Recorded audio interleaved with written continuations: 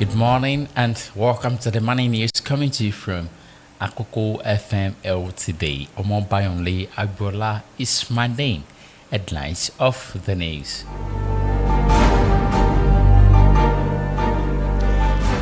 Nnamdi Kanu behaving like Awolowo by rejecting lawyers, says consultants.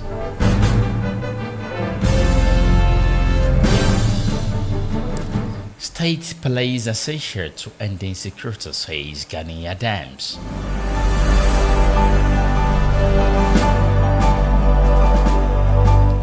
Hoodlums invade Anambra Church, kill 2 and burn properties.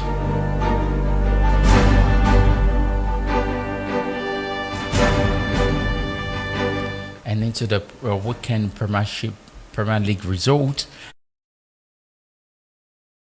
Villa by 2 goals to 1. Details of the news in a moment. We'll be right back very shortly. Akoko FM Radio Okalawa.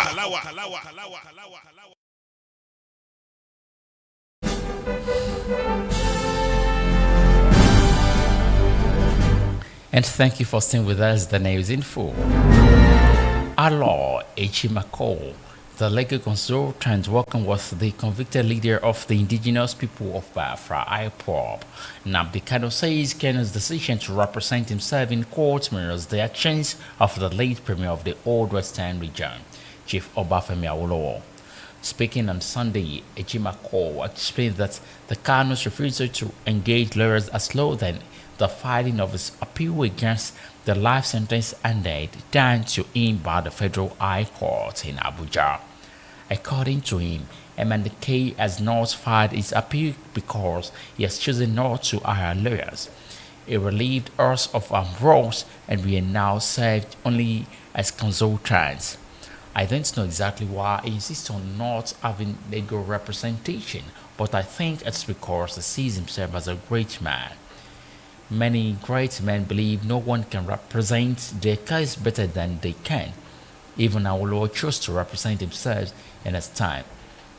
MNK wants to do the same, and there are 4 or 5 procedural steps he must complete before the appeal can go to the Court of Appeal. Echimako also supported Kanu's request to be moved from the Sokoto Correctional Center to a location closer to Abuja. He noted the court has already ruled that he should not be kept in Kuje prison, which is fine, but it needs to be near Abuja. If the court approves this request, he could be transferred to Sudijo Kefi. For me, no Nigerian prison is particularly different from another, but MNK needs proximity to Abuja for his case. During his trial, Kanu dismissed his legal team led by former Attorney General of the Federation, Kanu Agabi San, and opted to represent himself. On November 20th, the courts convicted him of 7 terrorism-related charges brought by the federal government and sentenced him to life imprisonment. After sentencing, Kanu was located to the Sokoto facility due to security concerns and Kuje prison. Where incidents of prison breaks had been recorded, Kanu had since filed a motion before Justice James Omotosh of the Federal High Court asking him to be transferred from Sokoto to a correctional facility center near the capital, such as Suleja or Kefi.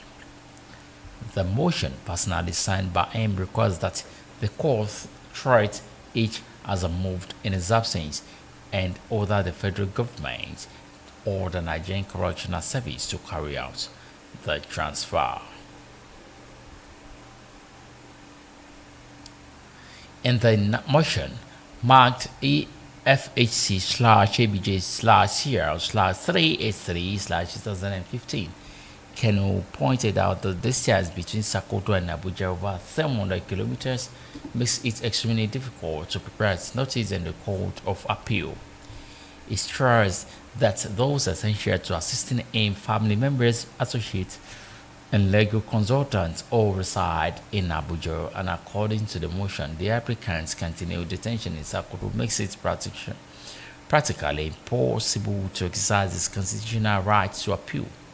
thereby creating exceptional hardship and potentially undermining that right, contrary to Section 36 of the 1999 Constitution. Kanu maintains that being moved closer to Abuja is necessary for him to properly pursue his appeal. The array of Onokakanfo of Yorubaland, Gani Adams, has reaffirmed this firm backing up the creation of the state police, insisting that Nigeria urgently needed a decentralized security system to tackle the country's deepening security. Speaking during an interview, a channel's television breakfast program monitoring by correspondent Adams said is fully aligned with the Southern Governors Forum, which recently renewed its call for state control, policing the parts of broader restructuring of the nation's security framework. Adams, who also leads the Odua People's Congress (OPC), praised the governors in the Southwest for taking the initiative in pushing for reforms. According to him, anyone who genuinely earns progress for this country cannot oppose the establishment of state police, considering the precarious security situation we are facing.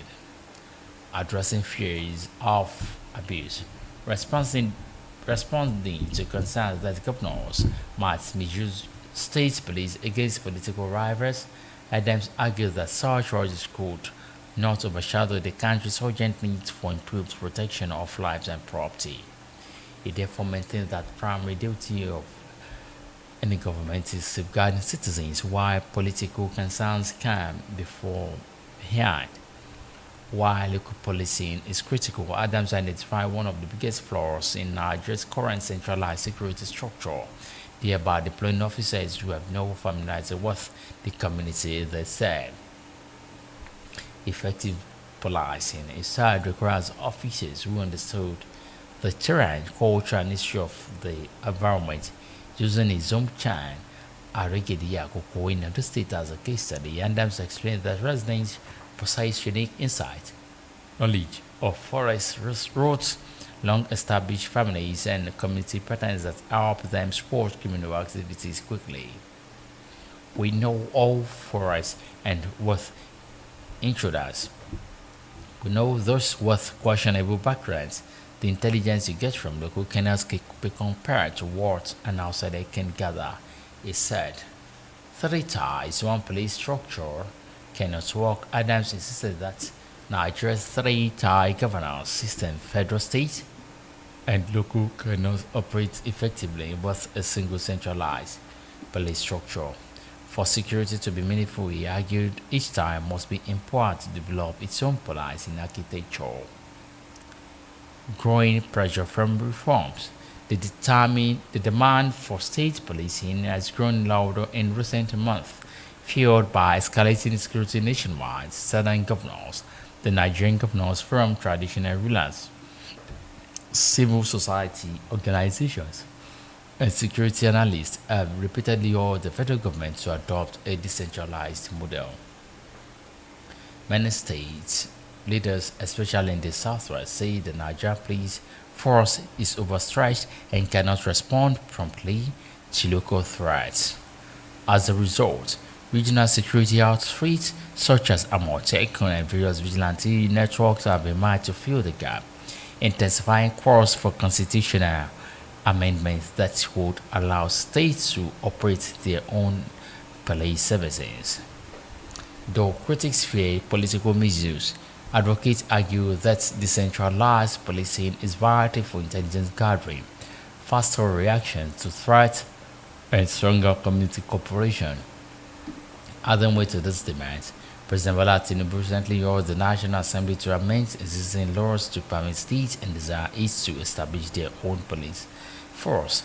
These clauses contain a statement issued on November 26 by spokesperson Omobayonle Agboola during the declaration of a nationwide security emergency.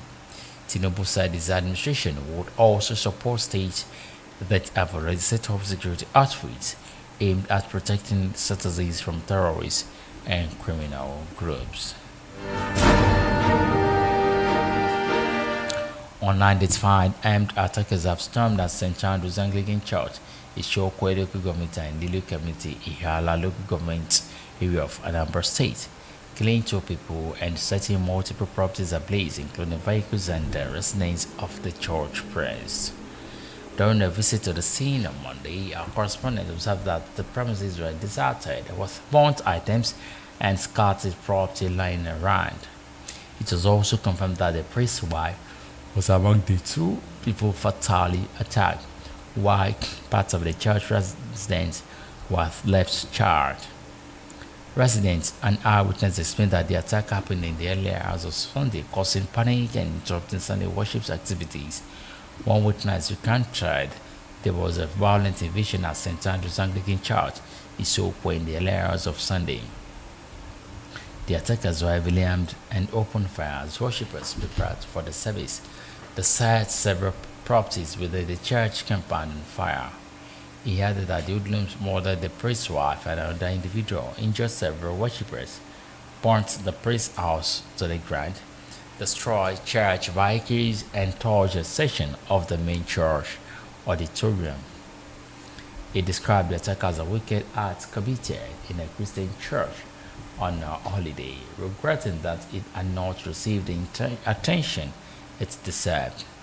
The police confirmed the incident. Spokesperson for the Anambra State Police Command, SP Tochukwu Ikenga, confirmed the incident on Monday. Said the Commissioner of Police, CP Ikiru Tugo, also condemned the attack and launched intensified intelligence-led operations in the area. According to Kenga, the Commissioner of Police strongly condemns the attack carried out on the morning of December 7, 2025. One person was confirmed that several others sustained serious injuries. Parts of the church building were burnt and multiple properties were destroyed. The commissioner described the attack an assault on innocent worshippers and an affront to the community's values of peace, life, and religious freedom. The police command extended condolences to the victims' families and the entire lady community.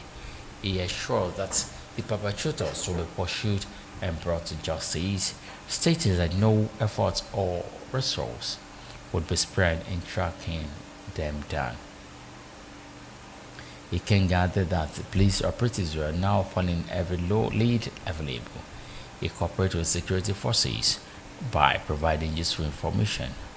Heightened security in Lelu community, which lies on the border between Anambra and Imo State, has been dealing with persistent attacks from the armed groups as deepened concerns among residents. The police reiterated their commitment to protecting lives and property in Ihiala and across the state. And that ends the morning news commentary from Akoko FML today. Before we go this morning, here are the highlights of the major stories.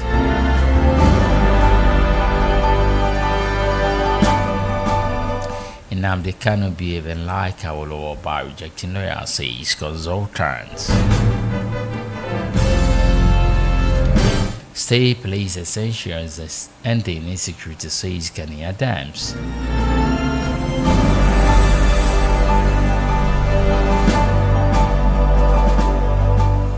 Hoodlums invade Anambra Church, kill 2 and burn properties. And for the breaking news or information in your vicinity, do reach us on our CD number as has been displayed on the screen: 091 38 35 46 65. Once again, 091 30 35 46 65. And don't forget to go to our social media and do Facebook, Instagram, TikTok. Akoko FM Ltd is the code. Good morning and thanks for listening. I am Omobayonle Agboola. Bye for now. Àkókò FM radio. Ìkànnì alárágbà yìí dá. Àkókò FM radio. Ìkànnì tó ta wọ́n yọ. Àkókò FM radio. Ọ̀kàláwà. Bẹ́ẹ̀ni, kò sígi tó lè rùn kó borí ifọ̀ nígbó, kò sí kòkòrò tó lè rùn bí kàmùdù. Àkókò FM radio. Egun tí ó ṣe bí ẹyin, ó sọ wọ́n lágbárí. Ìkànnì kan ṣoṣo bí ẹgbàágbèje ìkànnì rédíò. Níbi kásẹ̀tù kó mọ́gbọ́n wá. Ìròyìn tí ò lábùlà. Bákan náà ká gbé àṣà àti ìṣe Yorùbá lárugẹ. Ṣíṣe àpọ́nlé àwọn orí adé tó ń tọrùn lẹ̀kẹ̀. Kábàánì package event kọ́dùn mọ̀ràn ìmọ̀ràn ìyùngbàyùngbà tòmí alàgbàgbà gbà àkókò FM rédíò àwa lọ̀gá àwa gangan làgbà ó yá gbogbo onílé iṣẹ́ ńláńlá olókoòwò kéékèèké oníṣẹ́ ọwọ́ oníṣẹ́ àdáni ilé iṣẹ́ ìjọba ẹ̀yin tẹ́ ẹ fẹ́ ṣègbéyàwó tẹ́ ẹ fẹ́ ṣe ayẹyẹ òkú àgbà ìṣílé ìkíníkù ọdún anniversary tẹ́ ẹ wá ń wá ìkànnì tẹ́ ó ti polongo ọjà yín tí ó fi kárí àgbáyé àkókò FM rédíò níbẹ̀ ni kẹ́ ẹ máa bọ̀ lóòótọ́ àkókò lónílẹ̀ òbí àkókò FM rédíò bàbá rédíò ẹ máa follow àwọn pages wa lórí Instagram YouTube TikTok Facebook àtàwọn social media handles wa tó kù ẹ lè kó wá sórí 09138354665 09138354655 àkókò FM rédíò ọ̀kàláwà.